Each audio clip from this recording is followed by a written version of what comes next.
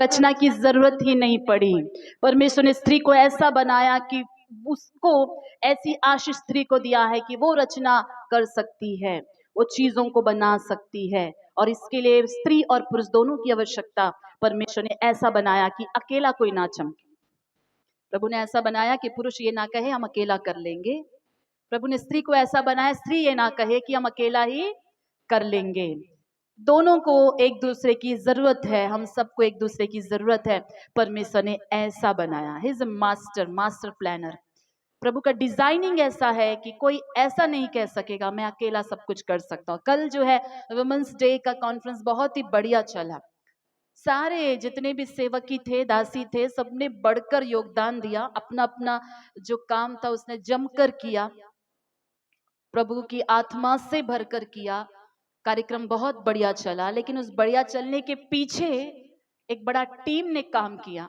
अगर वो नहीं होते तो कुछ भी नहीं होता। वो सारे पुरुष भाई लोग ही थे, सारे पास्टर्स ही थे। आमेन।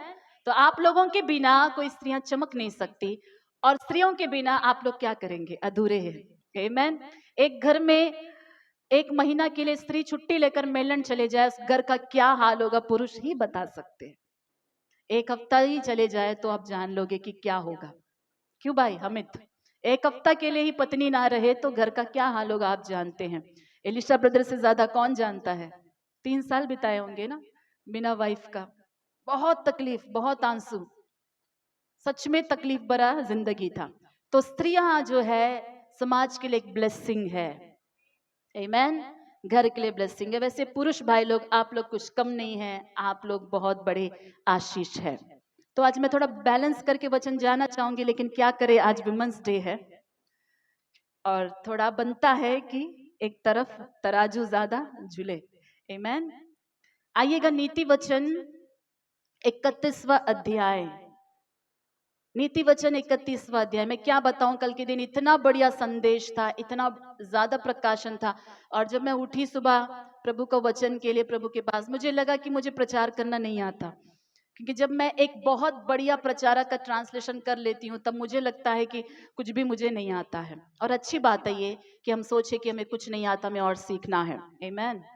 नीति वचन 31वां अध्याय वचन 25 से लेकर 31 तक। स्त्रियों में से एक जन जोर से पढ़कर सुनाइएगा, हिंदी में भी तेलुगु में भी। माइक लेने से हमें कुछ सुनाई देगा।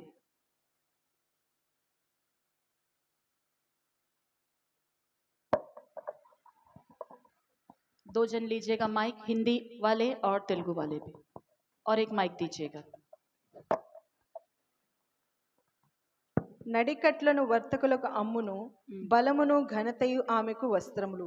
ఆమె రాబోవు కాలము విషయమై నిర్భయంగా ఉండును, జ్ఞానము కలిగి తన నోరు తెరచును, కృపగల ఉపదేశం ఆమె బోధించును.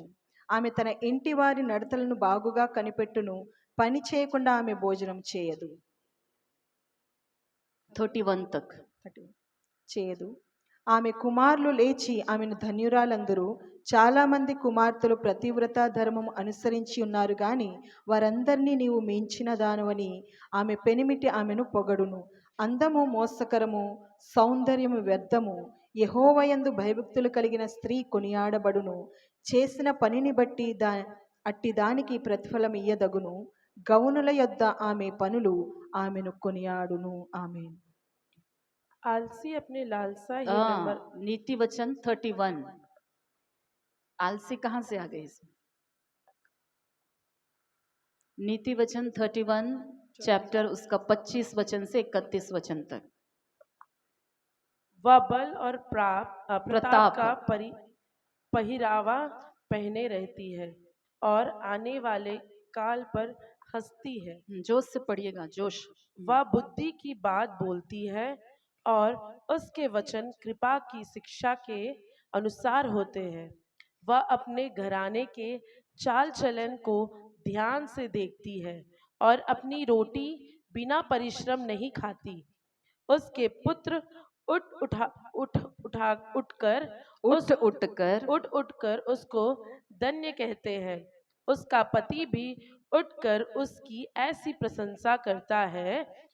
बहुत सी स्त्रियों ने अच्छे अच्छे काम तो किए हैं, परंतु तू उन सबों में श्रेष्ठ है। शोभा। शोभा तो झूठी और सुंदरता व्यर्थ है, परंतु जो स्त्री यहोवा का भय मानती है उसकी प्रशंसा की जाएगी। उसके हाथों के परिश्रम का फल उसे दो, और उसके कार्यों का सभा कार्यों से उसके कार्य से सभा में उसकी प्रशंसा होगी। आमीन। वचन में जाने से पहले कलीसिया के सारे स्त्रियों को हैप्पी वुमेन्स डे। प्रभु आप सबको ब्लेस करे, आमेन। वचन 25, वह बल और प्रताप का पहिरावा पहने रहती है और आने वाले काल पर हंसती है। 31वां अध्याय के वचन 10 से लेकर 31 वचन तक एक आदर्श पत्नी नाम का हेडिंग दिया गया है हिंदी में, आदर्श पत्नी, रोल मॉडल वाली वाइफ। और ये स्त्री के बारे में बहुत ही सुंदर तरीके से विवरण किया गया है। काफी लोगों की इच्छा होती है, मसीह लोगों की, कि प्रोवर्ब्स चैप्टर 31 की स्त्री के जैसा उनका जीवन हो जाए, आमेन। लेकिन मैंने जब इसको ध्यान से उसकी गहराई में मैंने देखा तो ये सबकी बस की बात नहीं है। कोशिश करने से भी सभी के सब नीति वचन 31वां अध्याय के स्त्री की तरह बदल नहीं सकते हैं। क्यों, मैं बताती हूँ। 25 वचन कहता है, वह बल और प्रताप का पहिरावा पहने रहती है और आने वाले काल पर हंसती है। ये एक ऐसी स्त्री है, एक ऐसी पत्नी है जो बल को और प्रताप को वस्त्र की तरह पहनी हुई है, आमेन। स्ट्रेंथ को और प्रताप को, ग्लोरी को वस्त्र की तरह पहनी हुई एक स्त्री, और उसका एक जो है विश्वास देखिए, आने वाले काल पर हंसती है, आमेन। अभी तक अप्रैल नहीं आया है, लेकिन ये स्त्री अप्रैल को देखकर हंसेगी। अप्रैल के बाद कौन सा महीना? मई को देखकर हंसेगी, जून को देखकर हंसेगी, पूरा दिसंबर तक पहले से देखकर हंसेगी, 2027 को भी देखकर क्या करेगी? वो हंसेगी। क्यों? वेल प्रिपेयर्ड है आने वाले समय के लिए भी। ये साधारण स्त्री नहीं है जिसके विषय में नीति वचन में लिखा गया है। जब इसको गहराई से आप एक एक वचन करके 10 से पढ़ेंगे तो आप देखेंगे कि ये जो है काफी रिच, धनी स्त्री है। इसके पास पैसों की कमी नहीं है, और ये पैसे उसके पति के जेब से उसने लेकर जमा नहीं किए, आमेन। पति का सैलरी में से छुपा छुपा कर जमा नहीं किए। वड्डी व्यापार हम बोलते हैं ना, ब्याज में पैसा देकर भी पैसे जमा नहीं किए। और वो बल और प्रताप इसका आया है तो कोई जो है चोरी करके नहीं आया है। ये एक मेहनत करने वाली स्त्री है, फाइनेंशियली एकदम ब्लेस्ड स्त्री है। इसका व्यापार, वो क्या क्या व्यापार करती है आपको पता है? उसने खेत मोल लिया, खेत उसने बात करके खरीद लिया। इतना नॉलेज है उसके पास कि जमीन कैसे खरीदा जाता है उसे पता है। उसने जमीन खरीदा और खरीद के ऐसा ही नहीं छोड़ा, उस जमीन में उसने दाख की बारी लगाई, ग्रेप्स का फसल करने लगी, खेती शुरू कर दी कि अंगूर बेचकर क्या करे? पैसे कमाए। फिर उसने क्या किया? रेशम और ऊन के धागों को खरीदा और उससे चरखे पर वो बैठी और वो काम करने लगी और लाल रंग के ऊन का कपड़ा बनाने लगी, स्वेटर बनाने लगी, रेशम के कपड़े बनाने लगी और तकिया बनाने लगी, आमेन।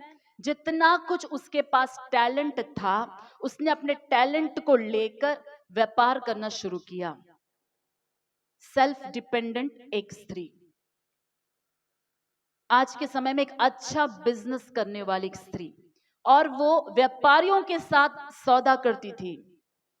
धीरे धीरे करते करते उसका बिजनेस इतना बढ़ने लगा कि उसको दूसरे देशों से जहाज से सामान मंगवाना पड़ा, आमेन। सामान जो है दूर देश से मंगवाती थी।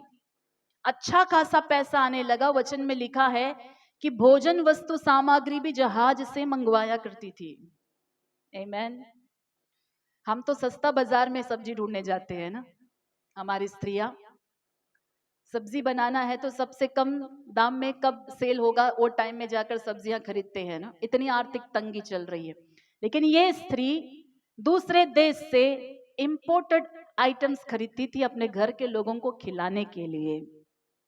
कितना दिमाग है इसके पास, कितने कॉन्टेक्ट्स है इसके पास, कितना तेज है ये स्त्री, कितना एक्टिव है ये स्त्री, कितना दूर तक सोच रही है, कितना डेवलप्ड हो गई है। और इतना ही नहीं, इसके साथ ही साथ अच्छा कैरेक्टर भी है। धन बढ़ गया, बिजनेस बढ़ गया तो ये मैडम बन गई, ऐसा नहीं है। मैडम तो है ये, लेकिन ये मैडम ऐसी मैडम है कि बहुतों को मुट्ठी खोल कर खिलाती है। आमेन। ये एक आत्मिक स्त्री का एक नेचर है। पैसे आ रहे हैं अपने परिवार के लिए नहीं, बहुतों का पालन पोषण कर रही है। और इतना ही नहीं, अकेला कर रही है। मेरा बिजनेस का सीक्रेट मैं किसी को नहीं बताऊंगी, ऐसी भी नहीं है।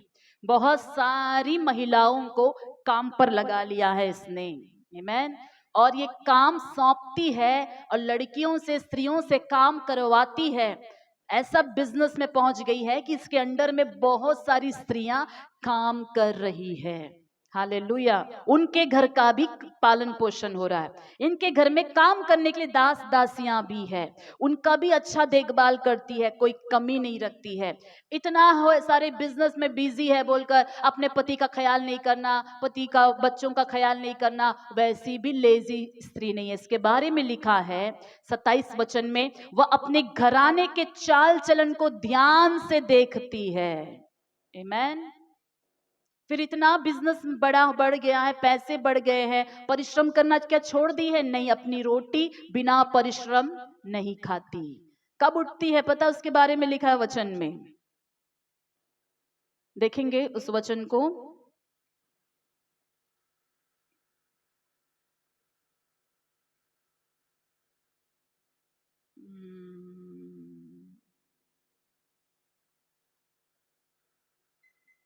अभी क्यों नहीं मिल रहा है वचन? कभी कभी आंख के सामने होता है पर दिखता नहीं है। 17 वचन, 15 वचन। वह रात ही को उठ बैठती है और अपने घराने को भोजन खिलाती है और अपनी दासियों को अलग अलग काम देती है। आमेन। कब उठ जाती है बोलिए? रात ही को उठ बैठती है। और एक वचन देखिए 17, वह अपनी कटी को बल के फेंटे से कसती है और अपनी बाहों को दृढ़ बनाती है। एक्सरसाइज भी करती है। आमेन। शोल्डर क्या होना है? मजबूत होना है। कैसे करती है? अपने बाहों को कैसे मजबूत करेगी? कुछ तो कुश्ती करती है, पहलवानी करती है, ताकि वो काम करते वक्त उसका शोल्डर थके नहीं। एक परफेक्ट लेडी के बारे में, एक सफल सक्सेस बिजनेस वुमेन प्लस दयालु स्त्री प्लस परिवार को संभालने वाली प्लस परमेश्वर का भय मानने वाली प्लस दीन स्त्री, इतना परफेक्ट स्त्री नीति वचन 31वां अध्याय में आदर्श पत्नी के रूप में दिया गया है। क्या इस स्केल तक हम पहुंच पाएंगे? अब बोलिएगा। काफी सेवकों को मैंने प्रचार करते हुए ऐसे कैजुअली आराम से बोलते हुए सुना कि कैसे होना चाहिए, नीति वचन 31वां अध्याय के स्त्री की तरह होना चाहिए। थोड़ा गहराई में जाओ। ऐसे भी लोग होते हैं जो खुद अपनी पत्नी को बाजार भेजते नहीं है एक साड़ी खरीदने के लिए, लेकिन प्रचार करते हैं। क्या प्रचार करते हैं? कि उसकी पत्नी कैसे हो? नीति वचन 31वां अध्याय की जैसा हो। खुद वो अपना सामान खरीदने के लिए वो नहीं जा पाती, ऐसा उनको कभी भेजा ही नहीं गया, हाथ में 1000 रुपया देकर भरोसा नहीं किया गया, लेकिन प्रचार भी करते हैं। काफी लोग मुंह से बोलते हैं कि मेरी पत्नी कैसा होना चाहिए? नीति वचन 31वां अध्याय के अनुसार होना चाहिए। अगर नीति वचन 31वां अध्याय के अनुसार पत्नी होना चाहिए तो इसके पीछे कौन सपोर्ट करना चाहिए बोलिए? पति लोग भी या पिता लोग भी सपोर्ट करना चाहिए। अपने बच्चों को ऐसा बनाना चाहिए, बेटियों को ऐसा बना। ऐसा नहीं है कि बेटियां बचपन से कुछ भी नहीं करी, अचानक पति के घर में जाकर बहुत कुछ कर लेगी, कुछ नहीं कर पाएगी। जो इसके पहले ट्रेनिंग माँ बाप के घर में हुआ है वो ट्रेनिंग काम आता है।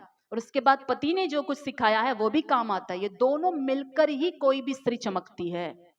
आमेन। उसके घर का परवरिश और उसके पति का सपोर्ट, ये दोनों मिलकर ही एक पत्नी या एक स्त्री समाज में कुछ ऐसा कर सकती है। इस स्त्री ने ऐसा कर दिया, इसलिए इसके बारे में लिखा है 29, बहुत सी स्त्रियों ने अच्छे अच्छे काम तो किए हैं, परंतु तू उन सबों में श्रेष्ठ है। स्त्री का नाम हम नहीं जानते हैं। अगर नाम जानते होते तो सच में हर चर्च में आधा लोगों का यही नाम होता। नाम नहीं दिया गया है स्त्री का, लेकिन स्त्री के बारे में लिखा है कि बहुत सी स्त्रियों ने अच्छे अच्छे काम तो किए हैं, परंतु तू उन सबों में श्रेष्ठ है कि नहीं? पढ़ने के बाद लग रहा है ना, सच में ये स्त्री कमाल की है, कमाल की है। अभी सबके पास उतनी पढ़ाई नहीं है, विद्या नहीं है, उतने फाइनेंशियल सोर्सेस नहीं है, उतने कॉन्टेक्ट्स नहीं है, ऐसे घर का परिस्थिति नहीं है कि कुछ बिजनेस करे, पैसा कमाए और बन जाए। नीति वचन 31वां अध्याय के अनुसार घर जाकर लड़ना मत कि हमें भी कुछ करके साबित करना है। प्रभु ने सभी को बांट कर दिया है। अब हम आते हैं सच्चाई में। प्रभु ने सभी को क्या दिया है? बोलिए, बांट कर दिया है। स्त्री का पति जो है सभा में पुरनियों के संग बैठता है तो बड़े सम्मान से बैठता है, क्यों नहीं ऑनर से बैठेगा? बिजनेस वुमेन है, उसके पत्नी बिजनेस करने वाली है, तो समाज में जब बैठेगा तो छाती सीना और उसका चौड़ा हो जाएगा, 56 से लेकर 100 हो जाएगा। रेस्पेक्ट और हॉनर क्यों नहीं रहेगा जो घर को ऐसे संभाल रही है? ओके, सही बात है। लेकिन परमेश्वर ने हम सभी को एक ही जैसा रचना नहीं किया है, यह भी सत्य है। एक ही जैसी बुद्धि नहीं दिया है, एक ही जैसे वरदान नहीं दिया है, एक ही जैसे टैलेंट्स नहीं दिया है, एक ही जैसा परवरिश हमारा नहीं हुआ है, एक ही जैसा माहौल नहीं है, एक ही जैसा पति सबको नहीं मिला है, सबके पास एक जैसा एजुकेशन भी नहीं है। तो इन सारी बातों को पढ़कर मैं नालायक हूं, मैं बेकार हूं, किसी काम की नहीं हूं, तुच्छ हूं, ये हूं, नीच हूं, किस चीज के काम नहीं हूं, काबिल नहीं हूं, अपने आप को शून्य करके, जीरो करके गोबर और कचरा बनाने की जरूरत भी नहीं है। परमेश्वर का वचन 30 ऐसा कहता है, शोभा तो झूठी और सुंदरता व्यर्थ है। ये सिर्फ मसीही लोग ही कह सकते हैं। शोभा झूठी, सुंदरता व्यर्थ, मसीही लोग कह सकते हैं।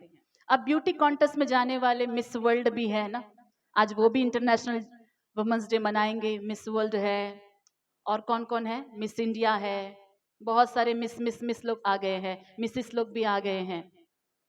तो इन सब चीजों में जब हम बोलेंगे शोभा तो झूठी, सुंदरता व्यर्थ, बोल सकते उनके सामने? उनका तो सुंदरता ही ने उनको एक रास्ता दिया है कि कम से कम रैंप वॉक करे, लेकिन कितना सुंदर होने से भी ब्रेन नहीं है, तो ब्यूटी विदाउट ब्रेन क्या है? बेकार है। बुद्धि नहीं है, दिमाग नहीं है, अगर उन्होंने जीवन में कुछ भी अच्छा नहीं किया तो ऐसे लोगों को चुनकर मिस वर्ल्ड नहीं बनाया जाता है, मिस यूनिवर्स नहीं बनाया जाता है। ज्ञान का होना आवश्यकता है। सुंदरता एक तो परमेश्वर देता है, दूसरा लोग खुद अपने आप को टाइम स्पेंड करके, पैसे खर्च करके अपने आप को सुंदर बनाने के पीछे चलते रहते हैं। अब जितना सुंदरता परमेश्वर ने दिया है वो काफी है। मसीहों, मेरी बहनों, जितना सुंदरता परमेश्वर ने हमें दिया है वो क्या है? बोलेंगे, आपको परमेश्वर ने सुंदर बनाया है, पहले ये बात को विश्वास करते हैं आप? आमीन। परमेश्वर ने सुंदर बनाया, हर एक को सुंदर बनाया है। जब मैं सुंदर कहती हूं तो मैंने रंग के बारे में नहीं कहा। सुंदरता शुरू होती है पर्सनैलिटी, एक व्यक्तित्व को पूरा मिलाकर हम कहते हैं एक इंसान क्या है? सुंदर है। उस सुंदरता में उनके बात करने का तरीका, लोगों से उनका व्यवहार करने का तरीका, उनका कैरेक्टर, उनका चलने का तरीका, उनका आवाज और उनके काम, ये सब मिलाकर एक व्यक्ति हमें सुंदर लगते हैं। वैसा ही पूरा सुंदर है, लेकिन मुंह खोलो तो हम उतना दूर भाग जाएंगे, डर लगेगा, तो उसको हम सुंदर कभी बोलेंगे ही नहीं, हमें सुंदर नहीं लगेंगे वो। तो सुंदरता जब हम कहते हैं तो होल पर्सनैलिटी उसमें डिपेंड करती है। ठीक है, ये एक नॉर्मल एक जो है इसकी व्याख्या है। परमेश्वर ने हम सबको सुंदर ही बनाया है, लेकिन वचन कहता है कि शोभा तो झूठी और सुंदरता व्यर्थ है। कब सुंदरता व्यर्थ हो जाती है? जब एक स्त्री में परमेश्वर का भय नहीं होता, तब सुंदरता क्या हो जाती है बोलेंगे? व्यर्थ हो जाती है। ध्यान से सुनिएगा स्त्रियों, जब एक स्त्री में परमेश्वर का भय नहीं होता तो सुंदरता व्यर्थ हो जाती है। जब किसी व्यक्ति में भी, ये स्त्री के लिए भी नहीं पुरुष के लिए भी है, हमारा जीवन जब उसमें परमेश्वर का भय नहीं होता वो वेस्ट हो जाता है, वेस्ट हो जाता है, व्यर्थ हो जाता है। उसमें भय नहीं है, वो वेस्ट हो जाता है। क्योंकि परमेश्वर को ऐसे पात्र चाहिए ही नहीं जिसमें उनका भय नहीं है। हम कुछ साबित करने के लिए कुछ कर सकते हैं, और हम जो भी करेंगे उससे मनुष्यों की तरफ से हमारी तारीफ बहुत हो सकती है। परमेश्वर के भय के बिना दुनिया में काफी लोग जी रहे हैं, है कि नहीं? प्रभु के भय के बिना भी बहुत सारे लोगों ने बहुत कुछ हासिल किया है, बहुत नाम कमाया है और एक अच्छे स्थान पर पहुंच चुके हैं, लेकिन उनकी जिंदगी में व्यक्तिगत रूप से परमेश्वर का भय नाम का चीज नहीं है। फिर भी नाम कमाया है, लोग तारीफ करते हैं, लोग रिस्पेक्ट करते हैं, उनके नामों को जो है लोग जो है इंस्पिरेशन के रूप में इस्तेमाल करते हैं, वो बात अलग है, वो दुनिया में हो रहा है। अभी हम आते हैं मसीही स्त्री के नाते, मसीही जो है परमेश्वर के संतान के नाते इस वचन में हम आते हैं कि प्रभु का वचन कहता है कि शोभा और सुंदरता झूठी है, व्यर्थ है, लेकिन किसकी प्रशंसा परमेश्वर करेगा? जो स्त्री या जो पुरुष परमेश्वर का भय मानता है। अभी ये चाहिए कि हमारे अंदर क्या है, परमेश्वर हमारा प्रशंसा करना है या मनुष्य हमारी प्रशंसा करना है? ये दो बातें हैं। ज्यादातर मनुष्य लोग मनुष्य प्रशंसा करने के लिए ही अपने आप को बेहतर बनाते हैं, है कि नहीं? मनुष्यों की प्रशंसा के लिए ही लोग क्या करते हैं? अपने आप को बेहतर बनाते हैं, अपने आप को इक्विप करते हैं, यानी अपने आप को और जो है सिखाते हैं, बेस्ट बनते हैं, ताकि लोगों में हमारा क्या रहे? एक अच्छा स्थान रहे, अच्छा नाम रहे। ये उद्देश्य के साथ ही दुनिया में हर एक लोग एक दूसरे को इंस्पायर कर रहे हैं, कुछ तो करके साबित करो कि 4 लोग तुम्हारे मरने के बाद तुम्हें याद करें। ये तो बोला जाता है ना, कुछ तो ऐसा जी के जाओ कि 4 लोग तुम्हें वाह वाह बोले, कुछ तो ऐसा करो कि 4 लोगों के लिए तुम काम आओ। ये सारी बातें अच्छी बात और करना भी चाहिए, लेकिन इससे भी इंपॉर्टेंट एक बात है परमेश्वर के लोगों के लिए कि हमारी प्रशंसा क्या परमेश्वर कर रहा है। आमेन। एक स्त्री के नाते क्या परमेश्वर आपकी प्रशंसा कर रहा है? क्या हमारे अंदर परमेश्वर का भय है? भय है तो परमेश्वर प्रशंसा करेगा। अब ये एक ऐसा वरदान है, एक ऐसा प्लस पॉइंट है हमारे लिए कि अगर एक स्त्री के पास विद्या ना रहे, पढ़ाई ना रहे, सुंदरता भी ना रहे, सुनिएगा, पढ़ाई नहीं है, सुंदरता नहीं है, पैसे नहीं है, कॉन्टेक्ट्स नहीं है, व्यापार करने का कोई ज्ञान नहीं है, सब में जीरो है, लेकिन आपके पास परमेश्वर का भय है, आपके पास परमेश्वर है, आपके पास परमेश्वर खुद आपके शरीर के अंदर निवास कर रहे हैं। मैं बोलती हूं कि जितनी प्रशंसा लोग अपने ज्ञान कमाकर, व्यापार करके जो नाम कमाते, उन सब से भी ज्यादा प्रशंसा आपकी होगी। आमेन, हालेलुया। अगर एक मनुष्य मनुष्य की प्रशंसा करे तो लोगों के बीच में इतनी वाहवाही होती है, अगर परमेश्वर किसी की प्रशंसा करे तो प्रशंसा की महिमा ही अलग होगी। हालेलुया। तो आज हमें क्या चाहिए? मैं बैलेंस में ले जाना चाहती हूँ। मैं ये नहीं बोलती हूँ कि बिल्कुल भी आप जो है टैलेंटेड ना रहे या कुछ भी ना करे जिंदगी में, नहीं। एक बैलेंस मसीही जीवन में आएंगे कि जितना परमेश्वर ने आपको खूबी दिया है उसको निखारो, उसको यूज करो, उसको उत्तम में उत्तम से उत्तम आप अपने आप को बनाने की कोशिश करो। साथ ही साथ परमेश्वर का भय रखो और प्रभु के लिए जीने लगो, तो आपका जीवन का वैल्यू बहुत बढ़ जाएगा। आमेन, हालेलुया। एक ऐसी स्त्री है, मान लो उसके अंदर परमेश्वर का बहुत भय है, बहुत भय है, बहुत ज्यादा भय है, और बहुत वो प्रार्थना करती है, लेकिन कोई कॉन्टेक्ट्स नहीं है, कोई लोग उसको जानते नहीं है, प्रभु के साथ में वो प्रार्थना करते रहती है, करते रहती है। क्या ऐसी स्त्री कभी भी कुछ स्पेशल कर पाएगी? यस और नो बोलिए, आपको क्या लगता है? कुछ भी खूबी नहीं है, लेकिन एक ही चीज है, परमेश्वर का भय, प्रभु के साथ प्रार्थना करती है, प्रभु के साथ जीती है, और कुछ खूबी है ही नहीं उसके पास एक ही है, परमेश्वर। क्या ऐसी स्त्री सफल हो सकती है? यस और नो? यस बोलने वाले हाथ उठाकर आप दिखा सकते हैं, नो बोलने वाले हाथ उठाकर दिखा सकते हैं, और जिसको दोनों में से क्या है नहीं पता उनको मैं बताती हूँ।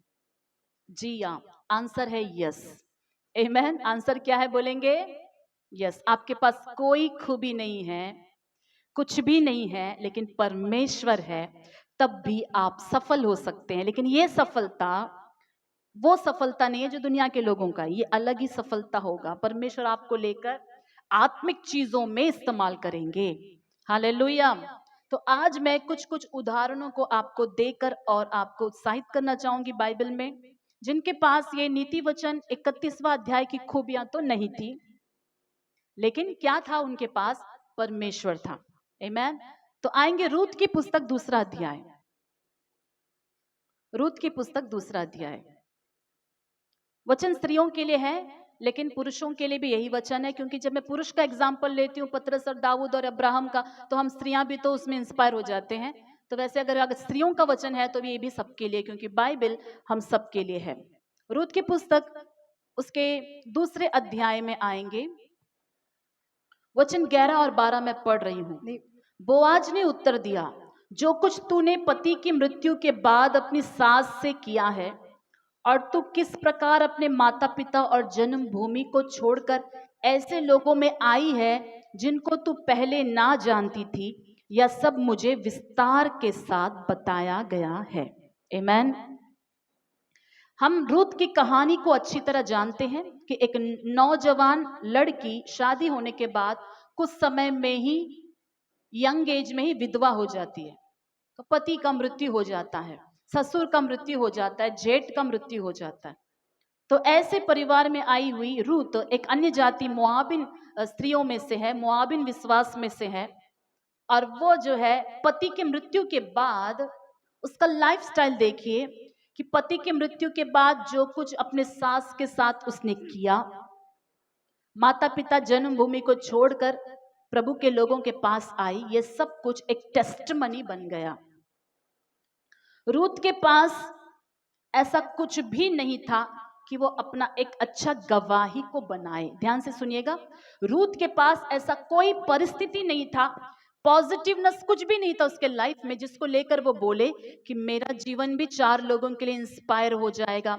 ऐसा उसके पास कुछ भी नहीं था। एक विधवा थी। एक विधवा कैसे किसी के लिए इंस्पायर हो सकती है आज के समाज में? आप बोलिएगा। जैसे ही पति मर जाता है, एक स्त्री सोचती है कि मेरा चैप्टर खत्म, अब मैं किसी को इंस्पायर नहीं कर सकती हूँ, अब मैं कुछ भी करूं तो लोग मेरा पहचान तो मेरा गया।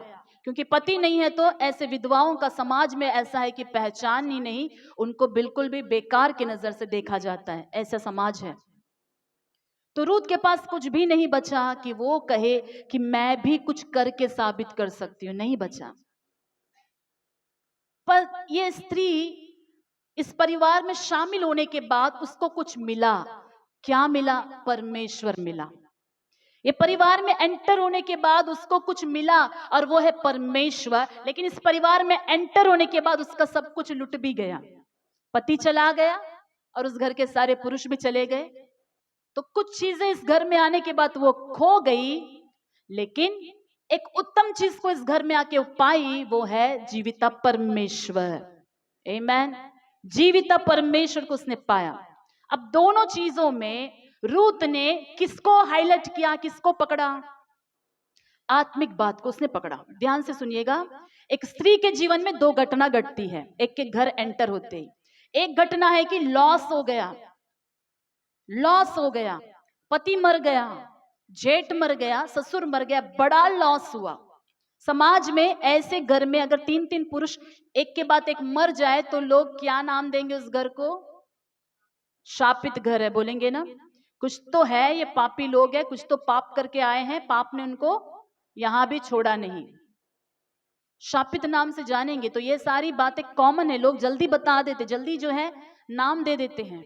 ये सब उसके कान में आया होगा। लेकिन रूत ने इन सारे बातों को नजरअंदाज किया। पति खो जाने से भी इस घर का वैल्यू को उसने कम नहीं किया। हमारे लाइफ में अगर कुछ उत्तम चीज हम खो देते हैं तो उस वक्त हम जो है हमारे बहुत सारे रिश्तेदारों के बीच, नातों रिश्तों के बीच में हमारा संबंध को भी हम खराब कर लेते हैं। अगर रूथ एक शारीरिक व्यक्ति या कुड़कुड़ाने वाली या नेगेटिव माइंड की होती तो वो स्वाभाविक रूप से उसका स्वभाव कैसे निकलता आपको पता है?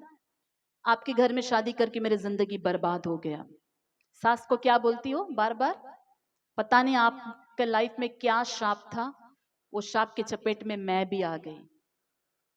कुछ तो आप लोगों का लाइफ कुछ तो है आपके जिंदगी में जिसकी वजह से मेरा जिंदगी भी आप लोगों के लाइफ में आने के बाद, आपके फैमिली से जुड़ने के बाद तबाह हो गया। ऐसा एक्सप्लेनेशन देने वाले आज के समाज में बहुत लोग हैं। ज्ञान अधिक बढ़कर खुल्लम खुल्ला सास के साथ में मुंह के ऊपर बिना शर्म के बोलने वाले लोग हैं, ऐसे बहु लोग हैं। लेकिन रूथ ने एक भी नेगेटिव कमेंट नहीं किया, एक भी नेगेटिव नहीं किया। क्यों नहीं किया? उसने उस परिवार में परमेश्वर के प्रति भय और भक्ति को आंखों से देखा कि वो परिवार कैसे जी रहा है, उनका कैरेक्टर कैसा है, उनका जो है लोगों के साथ रिश्ता कैसे है, आपस में एक दूसरे के साथ कैसे रहते हैं, कैसे समाज में जीते हैं, कैसे प्रभु के साथ विश्वास करे हुए प्रार्थना करते। उसने करीब से देखा। कुछ तो उसे ऐसा आकर्षित कर गया, वो समझ गई है कि ये नुकसान होने से भी उस जीवित परमेश्वर को वो छोड़े नहीं, नुकसान होने से भी ये कुड़कुड़ाए नहीं, नुकसान होने से भी भक्ति कम नहीं हुई। ये बात उसे बहुत आकर्षित कर दी। और दूसरी बात, उसकी सास ने बहुओं को ऐसा प्रेम किया, ऐसा प्रेम किया, ऐसा प्रेम किया कि वो मां को ही भूल गई। आमीन। नओमी ने ऐसा प्रेम किया बहुओं को, बेटा को खो देने के बाद बेटा का प्यार भी, बेटी का प्यार भी, बेटी तो नहीं है, बहुओं को भी अपना बेटी जैसा प्यार किया। वो प्यार इतना पावरफुल था, वो भक्ति इतना पावरफुल था कि एक अन्य जाति रूथ इतना लॉस होने के बाद भी परमेश्वर को ही पकड़ी, सास को ही सेलेक्ट करी। आमीन।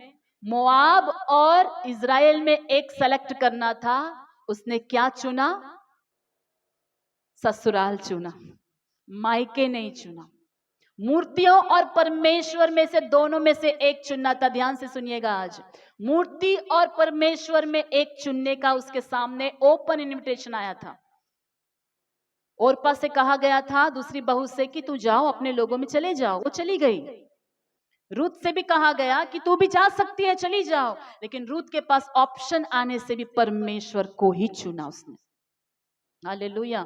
हमारी जिंदगी में कई बार सब कुछ हम खो जाने के बाद भी क्या हम परमेश्वर को महत्व देंगे?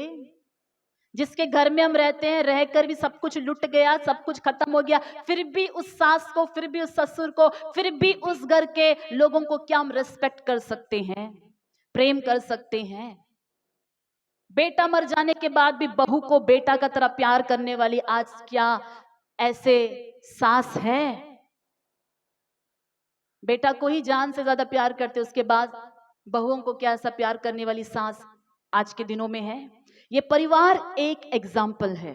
कुछ नुकसान हुआ, लेकिन नुकसान से बढ़कर इनका जो स्वभाव था वो ऐसा हाईलाइट हुआ कि नुकसान किसी को दिखाई नहीं दे रहा है। मैं भक्ति ऐसा है, वो भक्ति और वो स्वभाव के सामने नुकसान दिख ही नहीं रहा है। कोई भी रूथ को देखकर अरे बेचारी विधवा, ये शापित लोग इधर आ गए, सब कुछ लुट के आ गए, किसी ने उनके बारे में ऐसा नहीं बोला। क्या है सीक्रेट?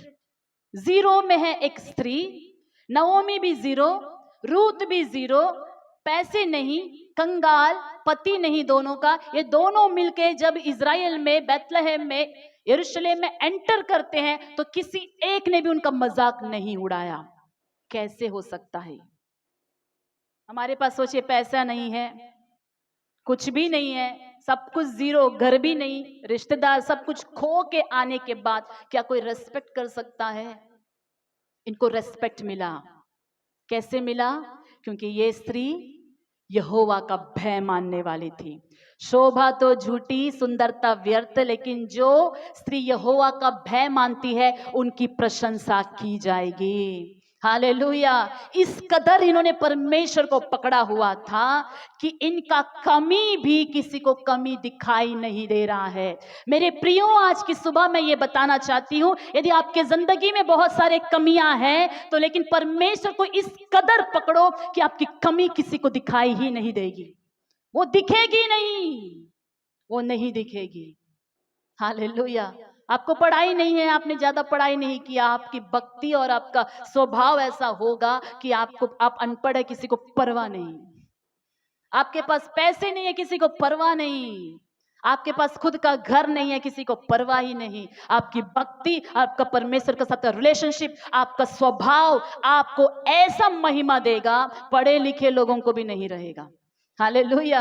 भक्ति का उतना वैल्यू है, परमेश्वर का भय मानने में उतना वैल्यू है। इस स्त्री के पास, इन दोनों स्त्रियों के पास कुछ भी नहीं था, लेकिन जैसे वो एंटर करे बहुत सारी स्त्रियां खुशी मनाने लगे। अरे नवोमी आ गई है, नवोमी आ गई है, सारी स्त्रियों में चर्चा होने लगी। और यहां तक कि नवोमी अपने मुंह से जो है टेस्टमनी बताने लगी अपनी बहू के बारे में, अच्छी अच्छी गवाही बताने लगी। और ये धीरे धीरे ये गवाही जो है, मोआब से भी काफी लोगों ने गवाही बताई और कुछ लोगों ने उनकी गवाही को सुन लिया। जी हाँ, यदि हमारा चाल चलन अच्छा हो तो हमें खुद अपना मुंह से बोलने की जरूरत नहीं है। आप लोगों को नहीं पता मैंने इस परिवार के लिए क्या क्या किया था। आज मैं जीरो होकर आई हूं, आपको मालूम है मैंने कितना सेवा किया था। रूत ने ऐसा किसी को नहीं बताया, लेकिन रूत का टेस्टमनी फैलने लगा।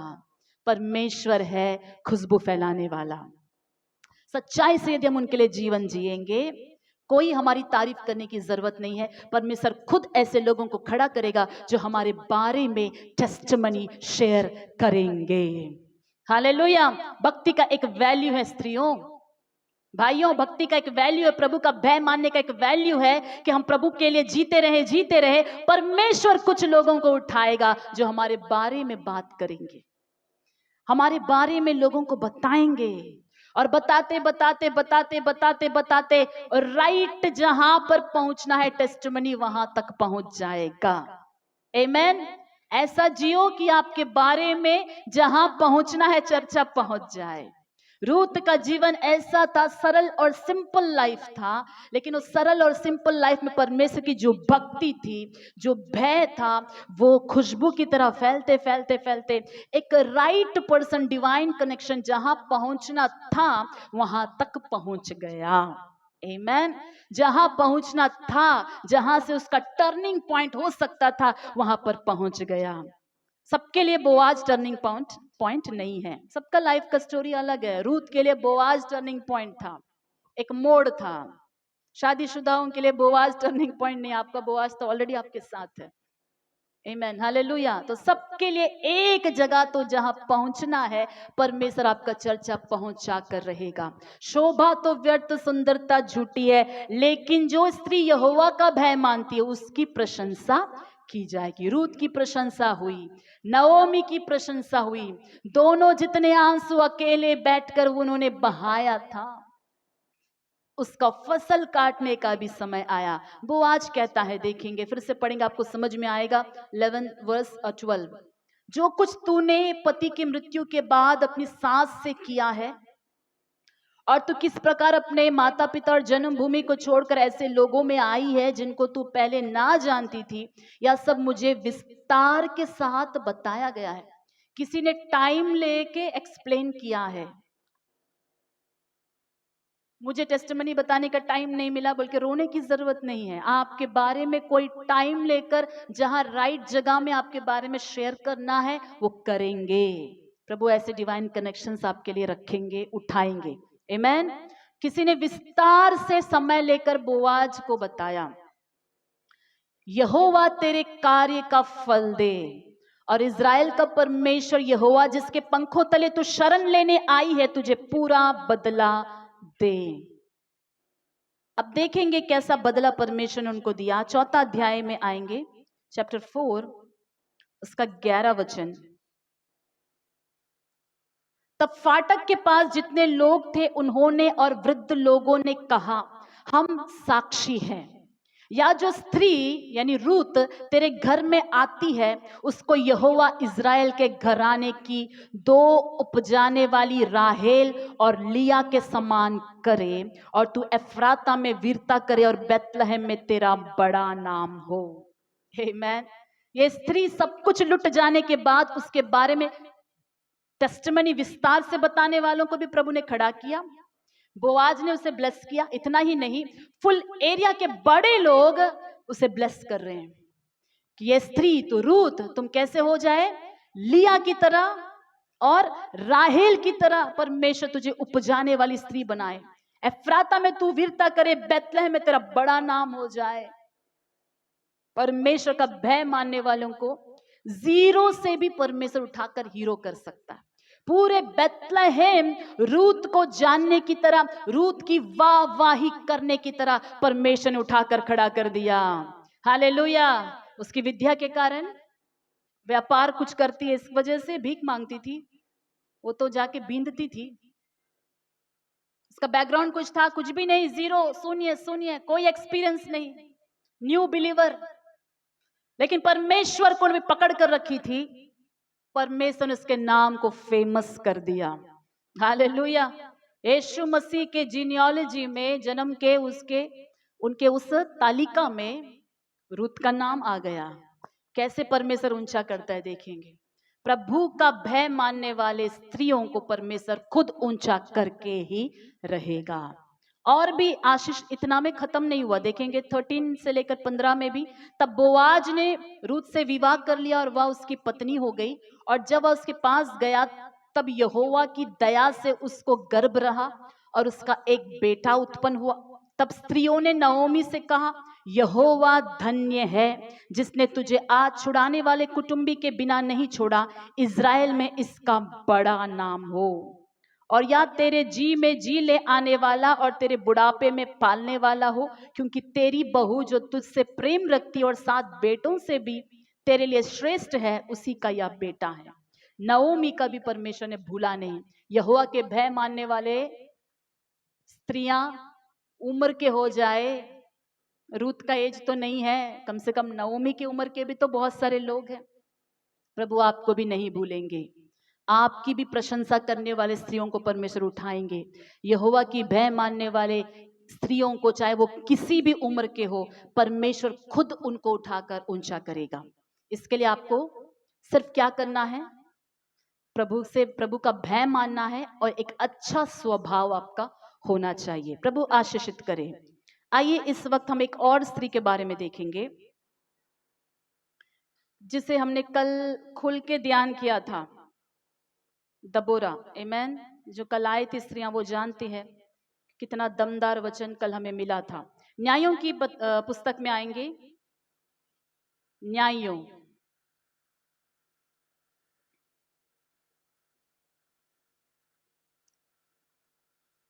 की पुस्तक 4 अध्याय 4 से लेकर 10 तक मैं पढ़ रही हूँ। उस समय लपीदोत की स्त्री दबोरा जो नबिया थी, इजराइलियों का न्याय करती थी। वह एफ्राइम के पहाड़ी देश में रामा और बेतेल के बीच में दबोरा के खजूर के तले बैठा करती थी और इजराइली उसके पास न्याय के लिए जाया करते थे। उसने अबीनोहम के पुत्र बाराक को केदेश नप्ताली में से बुलाकर कहा, क्या इज़राइल के परमेश्वर यहोवा ने यह आज्ञा नहीं दी कि तू जाकर ताबोर पहाड़ पर चढ़ और नप्तालियों और जबूलूनियों में के 10,000 पुरुषों को संग ले जा। तब मैं याबीन के सेनापति सिसरा को रथों और भीड़ भाड़ समेत किशोन नदी तक तेरी ओर खींच ले आऊंगा और उसको तेरे हाथ में कर दूंगा।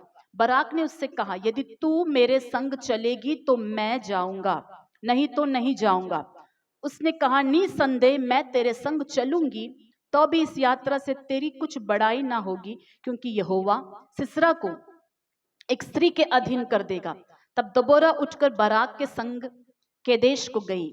तब बाराक ने जबूलून और नप्ताली के देशों लोगों को केदेश में बुलवा लिया और उसके पीछे 10,000 पुरुष चढ़ गए और दबोरा उसके संग चढ़ गई। तो इस दबोरा की कहानी में 2 स्त्रियां जो है हीरोइन है, मुख्य स्त्रियां हैं। एक दबोरा और दूसरा कौन है बताएंगे? दूसरा कौन है? याएल, आमेन, याएल। तो दबोरा जो है इनिशिएट करने वाली, परमेश्वर का वचन सुनकर सेनापति, इज़राइल के सेनापति को परमेश्वर का वचन बताती है कि निकलो युद्ध के लिए, परमेश्वर ने कहा है कि तुम्हारे हाथ में शत्रुओं को मैं सौंपने वाला हूं। तो दबोरा परमेश्वर की वाणी सुनने वाली स्त्री है। दबोरा पढ़ी लिखी है या कुछ है तो हम कहे तो ठीक है, मान लेते दबोरा पढ़ी लिखी नहीं है, लेकिन दबोरा, इंग्लिश में डेबोरा लिखा है, बहुत बढ़िया है बोलने के लिए, देबोरा, ये जो स्त्री है परमेश्वर का ऐसा भय मानने वाली स्त्री है कि इसके अंदर डर नाम का चीज नहीं है। एक बात मैं बताऊं, परमेश्वर का भय मानने वाले और परमेश्वर के साथ बिताने वाले स्त्रियों के अंदर सबसे पहला गुण क्या आएगा पता है? धैर्य आएगा, हिम्मत आएगा। स्त्रियों को ये बहुत ज्यादा जरूरत है। पुरुष और स्त्री में कंपेयर करें तो डरपोक कौन है? बोलेंगे स्त्री डरपोक है, जल्दी डर जाएगी। एक चूहा से भी डर जाएगी, कॉकरोच से भी डर जाएगी, छिपकली से भी डर जाएगी, करंट जाने से भी डर जाएगी, छोटा से साउंड से भी डर जाएगी। ऐसे स्त्रियां भी हैं, महान लोग हैं।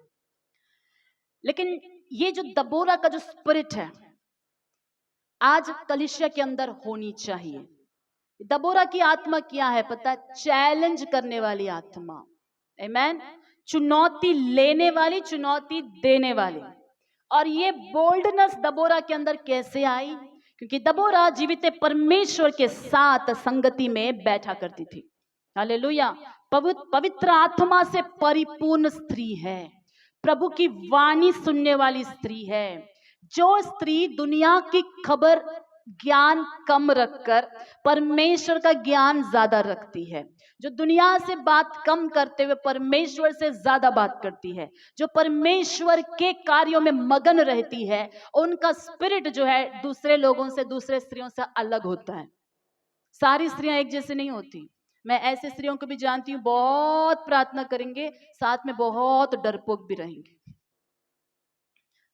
सुना आपने? बहुत प्रार्थना करेंगे, साथ में क्या रहेंगे? बहुत डरपोक भी रहेंगे। तो ये डर कैसे निकलेगा? बहुत प्रार्थना करने से भी काफी स्त्रियों को मैंने देखा डर नहीं जा रहा है। प्रेयर बहुत करेंगे, साथ ही साथ छोटा इंसिडेंट हो जाए, फिर उनसे ज्यादा डरपोक दूसरा भी नहीं होगा। फिर छोटा सा खुशी का खबर आ जाए, उनसे ज्यादा धैर्यवान दूसरा भी नहीं होगा। ये कैसे, ये जो है आप अपने इमोशंस को कंट्रोल कर सकते हैं स्त्रियां। आपको अपने जीविता परमेश्वर कौन है इसकी जानकारी अच्छी तरह होनी चाहिए। आमेन। धैर्य कैसे मिलता है? मेरा जीविता परमेश्वर कौन है मुझे मालूम चल जाए, मेरा पिता कौन है मालूम चल जाए, उसके हिसाब से ही आपका सोच और आपका बातचीत, आपका पूरा शरीर उसके हिसाब से चेंज हो जाएगा। उस जीवित परमेश्वर को, सामर्थ्य को जान के उस सामर्थ्य परमेश्वर के साथ जब आप संगति करोगे, इसलिए प्रेयर, जस्ट प्रेयर करने वाले पावरफुल नहीं होते, क्योंकि प्रार्थना करने वाले खाली रो रो के प्रार्थना करने वाले, भीख मांग के प्रार्थना करने वाले, ऐसे लोग सब डरपोक ही होते हैं। लेकिन जो अधिकार से प्रार्थना करता है, जीवित परमेश्वर कौन है जानकर, मैं कौन हूं प्रभु में जानकर अथॉरिटी यूज करता है, वो धैर्यवान होते हैं स्त्री। हालेलुया। पुलिस डिपार्टमेंट में काम करने वाले आपने देखा, स्टार लगा हुआ लेडीज को, लेडीज होते लेकिन जेंट्स भी उनसे डरते हैं, है कि नहीं? लेडीज पुलिस आएगी और खड़ा कर देगी, आप लोग जेंट्स लोग आप उनको टोक सकते हैं? अधिकार है उनके पास, पुरुष लोग भी डरते हैं। जी हाँ, जिस स्त्री के पास अधिकार होता है उस स्त्री से सारी दुनिया डरती है। अधिकार सिर्फ आवाज नहीं, आवाज से डरा कर कुछ नहीं कर सकते आप। यह अधिकार आपके परमेश्वर का दिया हुआ अधिकार होना चाहिए। आमेन, हालेलुया। जब आप जो है अपने अधिकार को इस्तेमाल करोगे, दबोरा ने चैलेंज लिया। दबोरा ने ऐसे समय में चैलेंज लिया जब देश का सेनापति बराक सो रहा है, उसको फर्क नहीं पड़ रहा है कि सिसिरा आकर, कनानियों का जो सेनापति सिसिरा आकर, याबिन राजा जो है सिसिरा को भेजता है और वो 20 साल से देश पर जुल्म डाल रहा है। बराक को हिम्मत नहीं हुआ फेस करने के लिए। बराक कौन है? इजराइल का सेनापति। हिम्मत नहीं है उसको फेस करने के लिए। लेकिन दबोरा ने देखा देखा देखा देखा। और कल प्रभु की दासी ने एक और रेवलेशन बताया कि उस देश में इजरायलियों को बार बार लूटा जा रहा है, लूटा पीटा। इसी से इतना ही नहीं, स्त्रियों को हर लूट में जो स्त्रियां मिलती लेकर जाते। और कनानी लोग क्या करते, लूट में स्त्रियों को बांटकर एक एक को दो दो स्त्री बोल के बांट के एंजॉय करते। इजरायली स्त्रियां लूट में जा रही थी। ये सब देखकर एक माँ है दबोरा, उसको हृदय में क्या हुआ बोलिए, जलन उत्पन्न हुआ, और वो उठी कि बस है परमेश्वर, बहुत हुआ, मेरे देश की स्त्रियां और बेटियों के साथ अन्याय बहुत हुआ, अब मैं चुप नहीं बैठूंगी, अब मैं मां बन के उठूंगी, घर का मां नहीं, देश की मां। हालेलुया।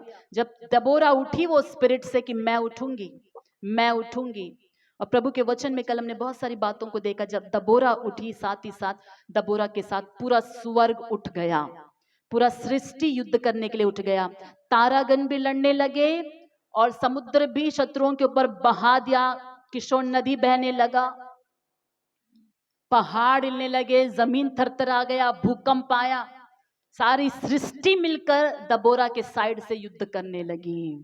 हालेलुया। तो स्त्री पढ़े लिखे होने से हिम्मत आएगा, धैर्य आएगा, वो बात अलग है, सोसाइटी में आता है।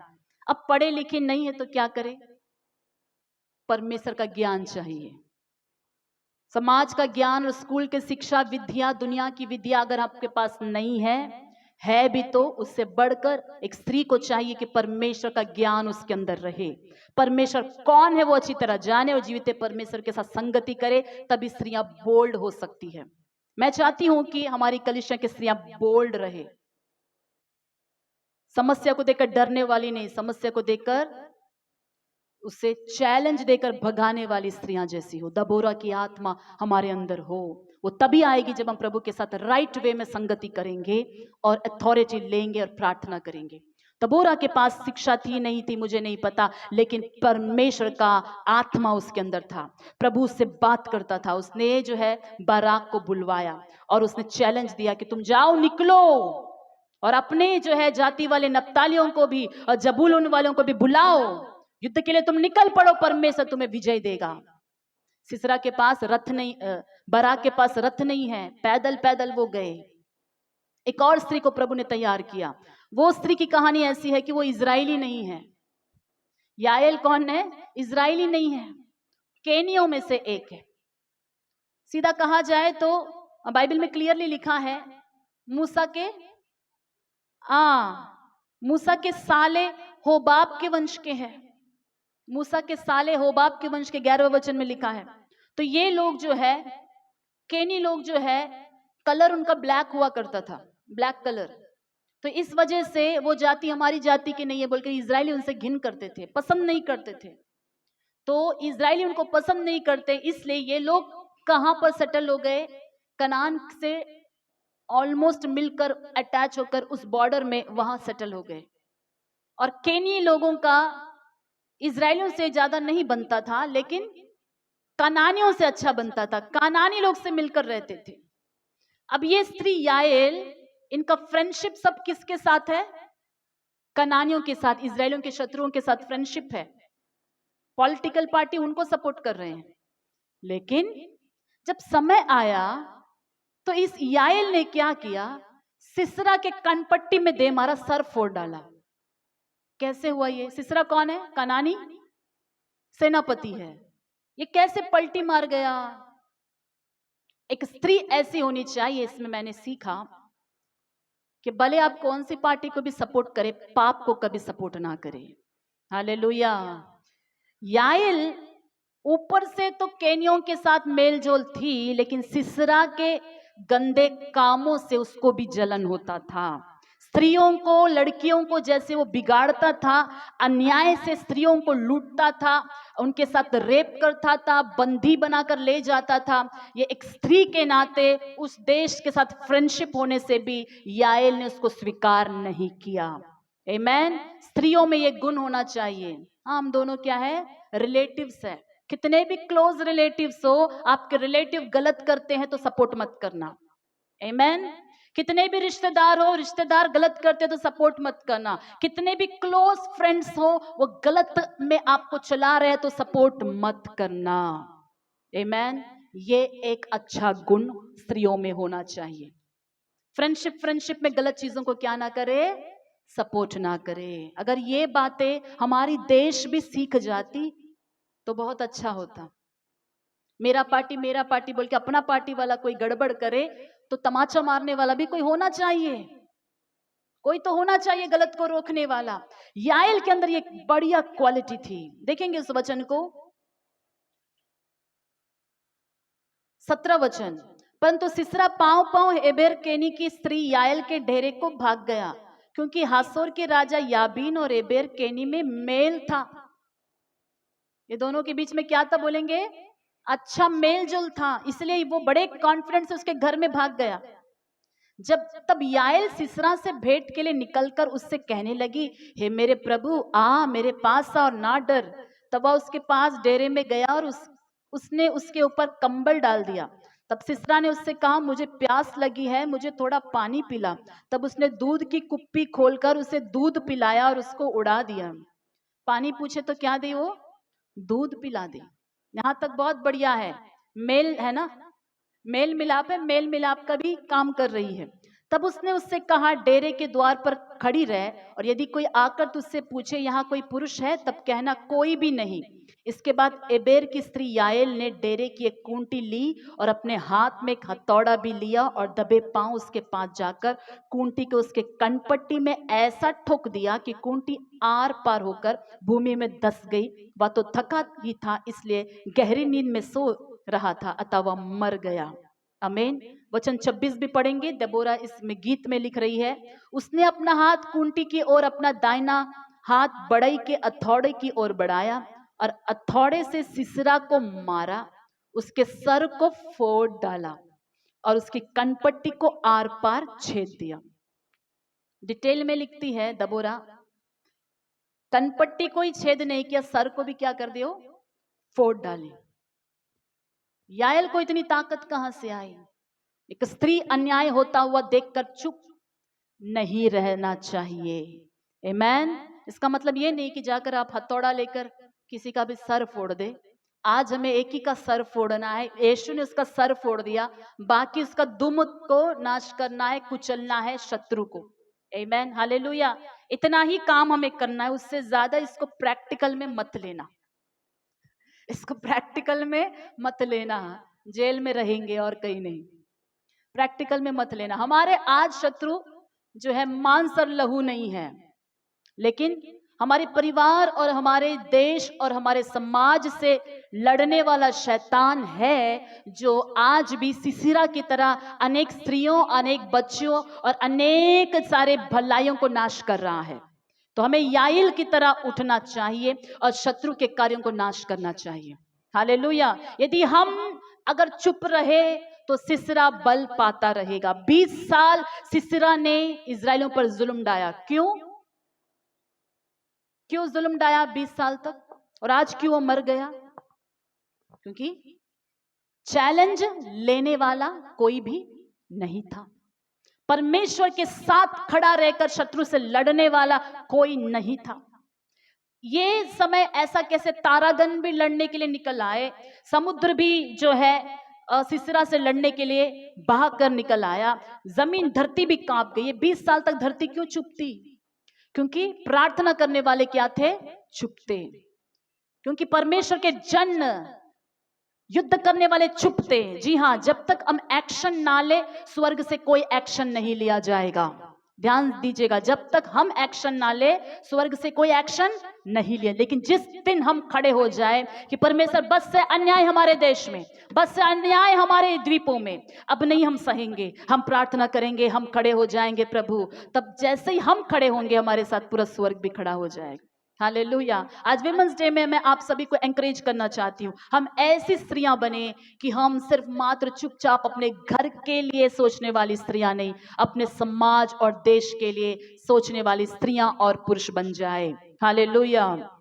एक और जो है स्त्री को आखिरी में मैं दिखाकर समाप्त करना चाहूंगी। लूका सुसमाचार में आएंगे, नए नियम में भी आएंगे। हम तो नए नियम के विश्वासी है ना। नए नियम 10वें अध्याय में 2 बहनें हैं जो हम अच्छी तरह उनको जानते हैं, मार्था और मरियम। 10वां अध्याय, हमारे रिश्तेदार है मार्था मरियम, है कि नहीं?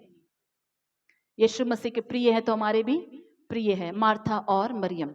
जब वे जा रहे थे 38 वचन से, वो एक गांव में गया और मार्था नामक एक स्त्री ने उसे अपने घर में उतारा। मरियम नामक उसकी एक बहन थी, वह प्रभु के चरणों में बैठकर उनका वचन सुनती थी। परंतु मार्था सेवा करते करते घबरा गई और उसके पास आकर कहने लगी, हे प्रभु, क्या तुझे कुछ भी चिंता नहीं कि मेरे बहन ने मुझे सेवा करने के लिए अकेली छोड़ दिया? इसलिए उससे कह कि मेरी सहायता करे। प्रभु ने उससे उत्तर दिया, मार्था ए मार्था, तो बहुत बातों के लिए चिंता करती है, घबराती है, परंतु एक बात आवश्यक है और उस उत्तम भाग को मरियम ने चुन लिया और उससे छिना ना जाएगा। ओके। मार्था ने यीशु मसीह को अपने घर में उतारा, साथ ही साथ यीशु मसीह को ही नहीं, बहुत सारे चेलों को भी अपने घर में इनवाइट किया। ये एक स्त्री का एक अच्छा गुण है कि वो अपने घर में आने वाले मेहमानों का अतिथि सत्कार करे, इसमें कोई कॉम्प्रोमाइज नहीं है। यीशु मसीह ने ये नहीं कहा कि मार्था अतिथि सत्कार करना बंद करो, केवल प्रेयर करो। यीशु मसीह ने ये नहीं कहा। हालेलुया।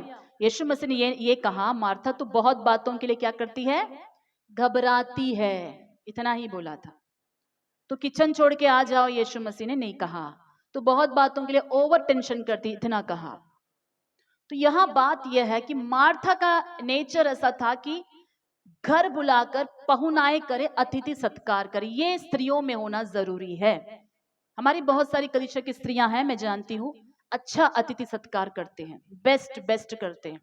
समझ में आ रहा है? स्त्रियां सबके कान में गया, अच्छा पकाकर अच्छा आप खिलाती है। मैं आपके हाथों का भोजन खाई, मैं तृप्त हुई, आपको आज के दिन में आपको ब्लेस करती हूँ। बहुत बढ़िया है, अच्छी बात है। तो मार्था ने जो भी उस दिन किया, उसके पूरे एजेंडा में मनुष्यों को खुश करना ही था। इसका प्रायोरिटी क्या था?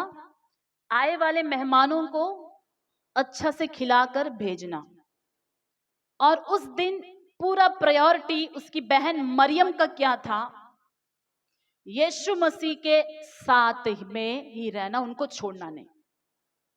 दो बहनें हैं, एक ने मनुष्यों को प्रसन्न करना, खुश करना, मनुष्यों के लिए कुछ भी उनको करके खुश करने को ज्यादा इंपॉर्टेंट दिया, और दूसरी एक बहन है, वो परमेश्वर के साथ टाइम बिताकर उनके साथ फेलोशिप करने को इंपॉर्टेंस दिया। और आज भी कलीसिया में ये दो तरह के ही लोग हैं। और एक जन सोचते हैं कि मनुष्यों की सेवा करना ही परमेश्वर की सेवा करना है, वो भी एक दूसरे एंगल में वो सही है। कौन से एंगल में? एक गरीब को हम खिलाए तो परमेश्वर को खिलाने के बराबर है, एक गरीब को वस्त्र पहनाए तो परमेश्वर को कपड़े पहनाने के बराबर है, एक जेल में पड़े हुए जाकर को देख ले तो प्रभु को जाकर देखने के बराबर है, एक घायल व्यक्ति को आप मरहम पट्टी करके इलाज कराए तो वो प्रभु को करने के ही बराबर है। आमीन। लेकिन अपने टाइम टेबल में, अपने इंटरेस्ट में, डेली लाइफ के कामों में किस चीज को प्रायोरिटी देते हैं, इस बात के बारे में यहां पर लिखा है। कुछ लोगों की जिंदगी में अपने रिश्तेदार, अपने घर वाले, अपने आए हुए मेहमान, ये सारी बातें परमेश्वर की उपस्थिति से ज्यादा इंपॉर्टेंट है कि नहीं? कुछ लोगों के लिए अपना काम, अपना घर, अपना व्यापार, अपना दोस्त, अपने ही लोग, अपने कोलीग बहुत ज्यादा महत्व रखते हैं। मैं ये नहीं बोल रही कि उनको ध्यान ही नहीं देना, मसीह होने के नाते सबको दूर भगाओ, नहीं।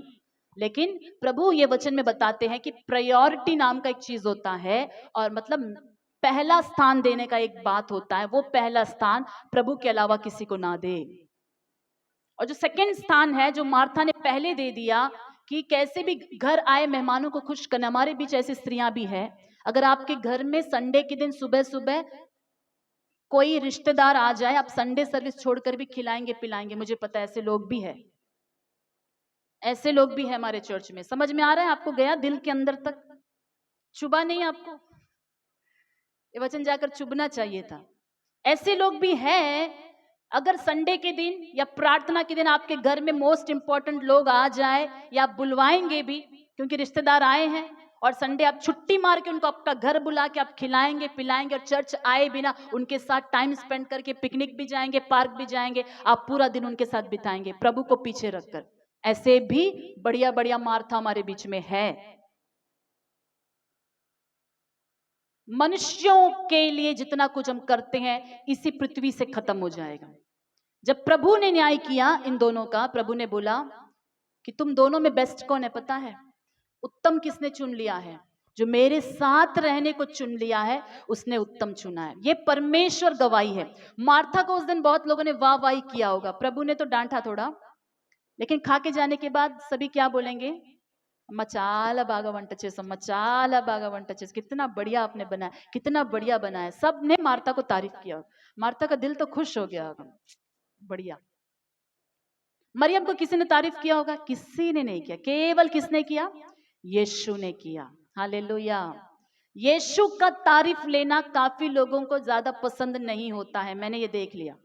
मनुष्यों की तारीफ लेना बहुत ज्यादा पसंद होता है, इसलिए मनुष्यों के पीछे ही खुश करने के लिए ही हमेशा प्रयास करते रहते, माइंड में घूमते, उनके लिए क्या करें, इनके लिए क्या करें, उनके लिए क्या, रिश्तेदारों के लिए क्या करें, उनके लिए क्या करें, उनको क्या खरीद के दे, उनका बर्थडे आता है, उनका मैरिज डे आता है, हमेशा लोगों के बारे में सोचते हैं, लेकिन परमेश्वर के बारे में सोचने वाले कम है। प्रभु ने बोला मरियम ने एक उत्तम भाग को चुन लिया है और उससे कोई छीन नहीं सकता, क्योंकि स्वर्ग राज्य में भी वो उत्तम जगह में ही रहेगी। हालेलुया।